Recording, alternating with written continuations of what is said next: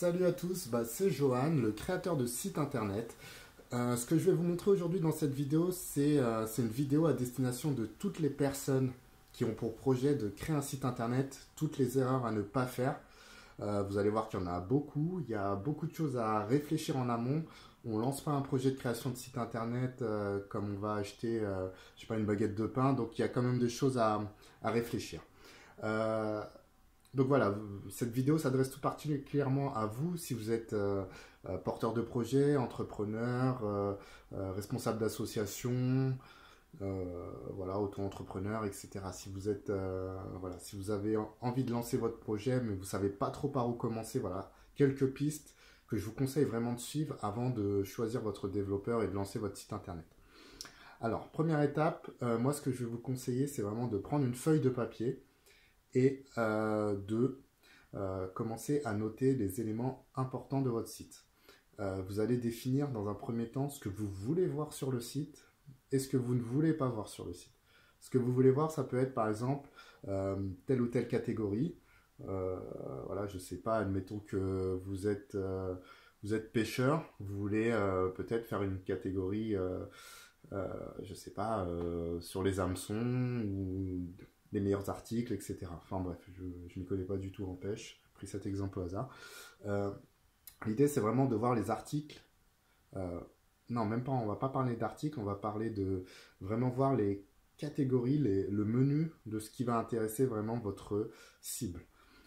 Pour ce faire, soit vous les avez déjà en tête, mais vous pouvez aussi aller sur des sites concurrents, des sites qui sont déjà en place et qui commencent déjà à drainer du trafic et voir un peu comment eux fonctionnent et choper leur idée. L'idée, c'est pas de faire un copier-coller de tout le contenu et de le balancer sur le vôtre et changer le logo, changer le nom et dire voilà, mon site il est fait. Non, non, là vous allez vous casser les dents, Google va vous laminer, c'est même pas la peine. L'idée, c'est de voir par petites touches ce qui fonctionne bien chez les autres et de s'en inspirer pour créer un contenu de notre côté vraiment original. Il y a plusieurs sites qui permettent de voir un petit peu tel et tel site dans tel ou tel domaine, ce qui fonctionne le mieux.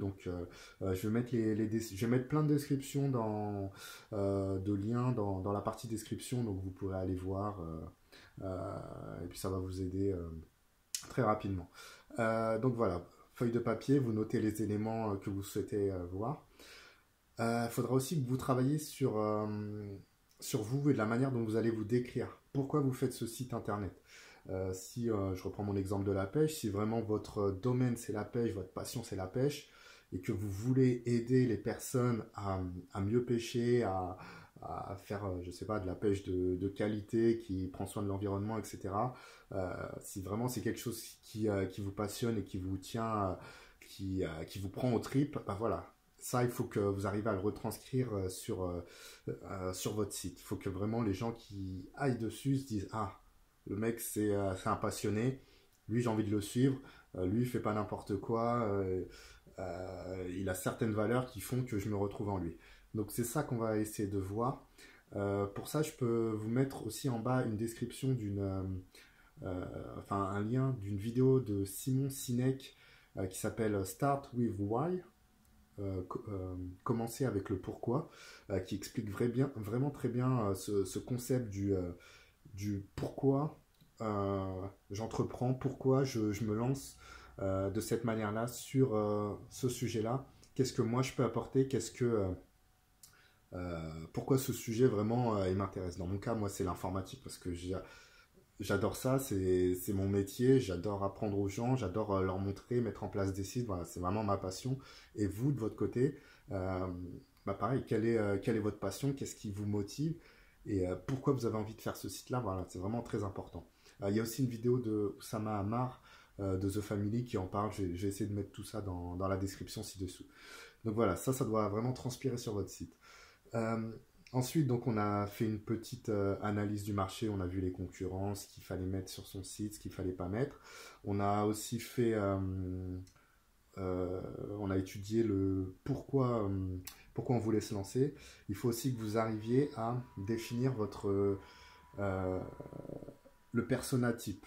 Ce que j'appelle le persona type, c'est votre client type, qui est-ce, de quel sexe il est, quelle est sa tranche d'âge, quelles sont ses activités, qu'est-ce qu'il aime, qu'est-ce qu'il n'aime pas, qu'est-ce qu'il cherche, qu'est-ce qu'il a déjà essayé, où est-ce qu'il en est, quelles sont les personnes qu'il suit sur Internet, où est-ce qu'il se documente. Voilà, tout ça, ça va vous aider après à faire du contenu voilà, où la cible, voilà, elle est là. À partir du moment où on a un persona type bien défini, c'est très simple de lui faire du contenu à lui qui va vraiment l'impacter, où il va se dire, ah bah là, on me parle à moi, ce que la personne est en train de me dire, ça me parle, et j'ai envie d'aller plus loin avec cette personne et comprendre plus de choses et qu'elle m'apporte beaucoup plus. Donc ça, c'est vraiment très important.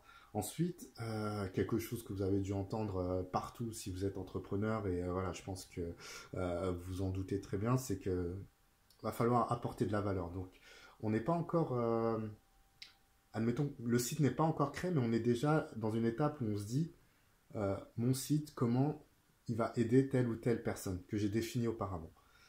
Si ma cible, c'est les personnes qui sont intéressées par la pêche, comment je peux leur apporter telle ou telle solution, telle ou telle aide par rapport à tout ce que j'ai fait, tout ce que je sais. Voilà, c'est vraiment très très très important de voir son site comme une plateforme qui va aider les gens comment dire, et non pas seulement vendre en leur mettant le produit sous le nez en disant tiens tiens tiens il faut que tu achètes, tiens tiens tiens il faut que tu achètes. Non non, le but c'est vraiment apporter de la valeur. Voilà, comme moi je le fais avec ces petites vidéos où je vous explique un peu certains concepts.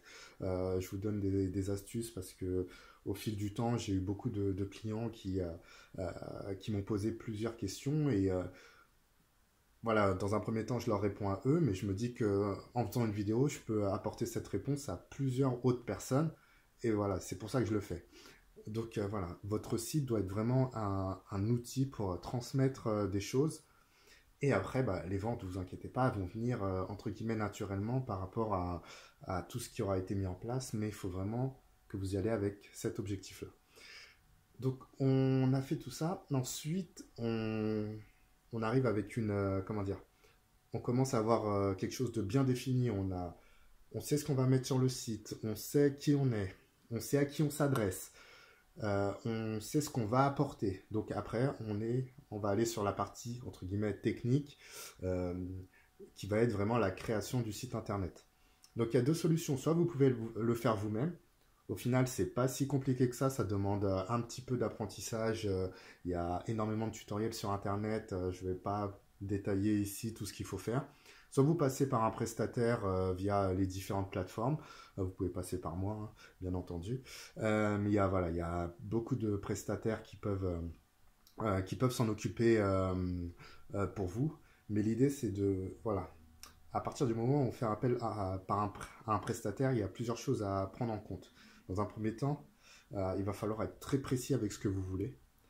Un prestataire, surtout, un prestataire, il peut y en avoir, j'en ai déjà vu et malheureusement des clients se sont déjà fait avoir, ou qui délivraient certes, mais qui délivraient pas suffisamment. Admettons que un client, que vous demandiez une certaines choses au niveau de votre site, certains éléments, euh, et le prestataire vous les délivre de manière rapide, et après, voilà, basta, il a encaissé son chèque et au revoir, et en fait, vous vous rendez compte que euh, vous n'avez pas eu comment dire, vous n'avez pas eu ce conseil que vous attendez d'un professionnel, dans le sens où ce qui vous a délivré, c'est simplement ce que vous avez demandé, mais en faisant ça, il y a plusieurs choses qui sont passées à la trappe, et au final, vous vous rendez compte que c'est bancal, et qu'il aurait pu vous le dire, mais que lui, pour gagner du temps, il a fait son boulot comme vous l'avez demandé, et puis basta.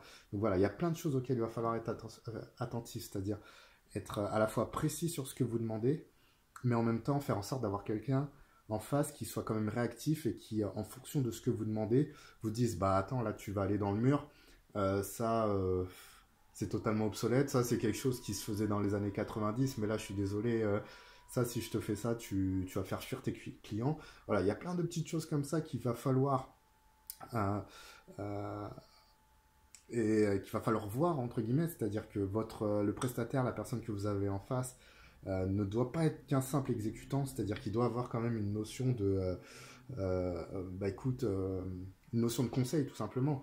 Écoute, là, tu fonces dans le mur, c'est pas la peine.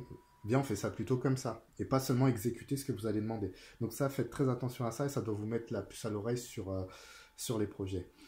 Ensuite, ce que je peux vous dire aussi, c'est faites très attention au SAV. Tous les sites internet actuels, que ce soit sur WordPress, Drupal, etc., tous les CMS, Shopify, etc., il y a souvent des mises à jour qui sont faites.